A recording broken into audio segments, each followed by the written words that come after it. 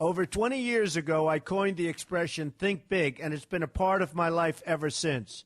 It's also come true. I became an even bigger success after I said it than I was before. And that's one reason I think it's an important way to think. It obviously works, and that's what I'm going to talk about today. What I said exactly in my first book, The Art of the Deal, is as follows. I like thinking big. I always have. To me, it's very simple. If you're going to be thinking anyway, you might as well think big. That book was a bestseller, and it's considered a business classic at this point. But I never thought those words would become bestsellers in their own right.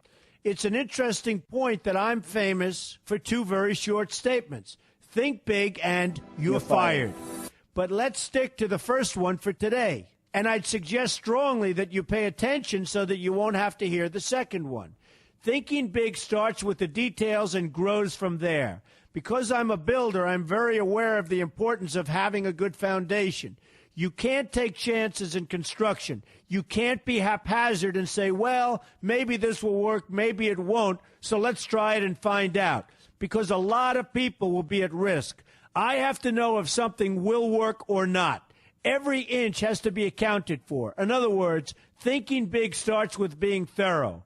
So number one, be thorough. Don't count on happenstance to get you anywhere because it won't. Number two, get a momentum going and keep your momentum going. You have to have big ideas, but you've got to have the energy to get them done, which can sometimes take a long time. If you don't have momentum, you will not have what it takes to get the job done. Patience alone isn't enough. I have a lawyer friend who used to refer to me as the reverse tornado who builds everything in his path. I always like that because it implies a lot of energy and a lot of momentum. And that's exactly what it takes to get anything done. So keep your momentum going. Number three, stay focused. You have to stay focused. The minute you lose focus, you will also be losing your momentum. They go together, and you will accomplish a lot more, even amazing things, if you make sure you keep these two things working together for you. I've seen very talented people literally go down the drain because they couldn't seem to keep their focus long enough to get anything done. In this day of multitasking, that can be a real challenge, but it's absolutely necessary. Ask yourself this question: what should I be thinking about right now? That simple question can restore your focus in no time at all. And your answer right now should be listening to Donald Trump. Number four, look at the solution, not the problem. This is very important if you ever want to learn to think big. And here's why. No matter what you do, you're bound to run into problems. It's just part of life, a part of business, a part of anything worth doing. If you let the problems get in your way, they'll become bigger than your idea was to begin with, and you will be a wipeout. No matter how bad things look, keep your focus on the solution, and you will be surprised how things can work out, and work out properly. One way I do this is to ask myself when confronting a possible problem, is this a blip or is this a catastrophe? A catastrophe is something like an earthquake, a tsunami, a war, and so forth, and a blip is everything else. Right away, you'll have the right perspective, and your equilibrium will be restored. So keep your focus on the solution. Number five, see opportunity for what it is, an opportunity. For example, why are you listening to me today? Curiosity? You like me? You don't like me? You want to learn? You have nothing else to do? You want to hear me tell you you're fired? I hope not. But whatever your reasons might be, they've brought you to a good place to get involved and to learn. And that's an opportunity right there. People think that because I'm rich and famous that I know everything. I know a lot, but one thing I know is that I don't know everything. So I ask myself this question every day. What can I learn today that I didn't know before? And you know what? I learn something new every single day. That's a big reason for my success, and the same thing can apply to you. Take the time to see today as an opportunity, and you'll be surprised by what can come your way. Be open to new ideas, and you will be creating your own opportunities before too long. Number six, know everything you can about what you're doing. That's a good way to cover your bases. Another good way is to read the book Robert Kiyosaki and I have written together, Why We Want You to Be Rich. It's about covering your bases and knowing what's going on. I remember when some guys came in to meet with me about a great idea they had for an atrium for a building on Wall Street. It was a beautiful idea except for one thing. None of them had thought about how the building would be supported around this fabulous atrium. They didn't take into account the steel columns that were necessary to support a 72-story building, a very big and embarrassing oversight that could have been avoided if they'd taken the time to think about what they were doing. Don't let that happen to you. Know what you're doing first. Number 7, be lucky. Remember the old saying, the harder I work, the luckier I get. Well, it happens to be true. It works for me, and I've encountered some pretty big successes.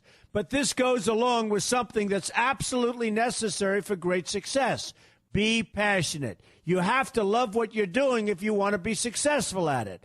My father told me that it's absolutely true. I might work 7 days a week, but it doesn't seem like work to me because I love what I'm doing. If you don't like what you're doing, find something else to do, or do it part-time until you can find something full-time. You will never be successful, happy, or healthy unless you're doing what you love to do. That's just the way it is. So give it some thought. In fact, give it a lot of thought. For example, if you're feeling frustrated, there are 2 ways to look at the situation. Frustration can mean that maybe you're expecting too much, or it can be an indication that you know you should be or could be doing more. Use frustration as a motivator. Use it to get where you want to go instead of staying where you don't want to be. But above all, be passionate. That's the fast track to success, no matter what your interests are. Number 8, see yourself as victorious. That can zap negativity immediately and put a positive spin on problems. I've gotten to the point where I see problems as challenges that I'll enjoy meeting and dealing with. My point here is that no matter what you do, you will encounter problems. Why not see them as challenges instead and know that you are more capable of dealing with them? That's positive thinking with a realistic slant. When I go into negotiations, I keep an open mind to what may happen. But I can tell you that there's already a done deal attitude on my part. I've already thought the process through to the extent that I know everything will be better off if they agree with what I've come up with because I've taken both sides into account. I enter the situation with a victorious attitude, and I've had enough victories to know that this attitude works. Use it. Number 9, be smart. Know that you have something unique to offer because you do use the tools that are provided for you and remain open to new ideas. That's being smart. That's also where innovation comes from. Being smart means you know how to use what you've got. That doesn't mean there's nothing left to learn, but it means that you will have the ability to learn and move forward with success. And success is very important. Success is what you want. Just be successful. Believe me, you'll be happier. I know people who have had very few real advantages in life, and yet they've managed to become giant successes. They figured out how to use what they had, not to dwell on what they didn't have. I'm convinced that everyone has something useful to offer, and if you apply yourself diligently, you'll find that you have what it takes to succeed, and you're going to be a lot happier for it. Number 10, above all, never give up. Never, never, never give up. The only time you will be a failure is if you quit trying. Only losers quit. The biggest losers in the world are quitters. Winners keep on going. So whatever you do, never give up. My father always used to harp, never give up, son, never give up. Don't ever quit. I never want to see you give up or quit. Well, my father was a smart guy, and I listened to him. And remember, think big. A good way to start is to read our new book, Why We Want You to Be Rich. 2 men, 1 message. There's a lot of great advice in there for you, and I expect you to pay attention. You're going to do fantastically well. You're going to be a winner, and I'm going to see you in the winner's circle.